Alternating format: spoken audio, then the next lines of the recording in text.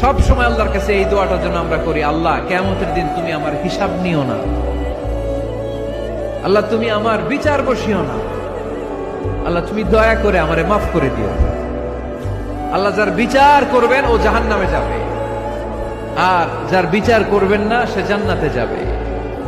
আল্লাহ যদি বিচার করে আর পাই টু পাই হিসাব নেয়, নামাজ পড়লি না কেন, রোজা রাখলি না কেন, মিথ্যা বললি কেন, খাদ্যে ভেজাল দিলি কেন, মাছে ফরমালিন দিলি কেন, যৌতুক খাইলি কেন, ঘুষ খাইলি কেন, উল্টাপাল্টা করলি কেন, জিনা করলি কেন, একটার পর একটা প্রশ্ন বানে যদি সেই ভয়ঙ্কর দিনে আল্লাহ আমাদেরকে জর্জরিত করে, আমাদের কোনো উত্তর আছে?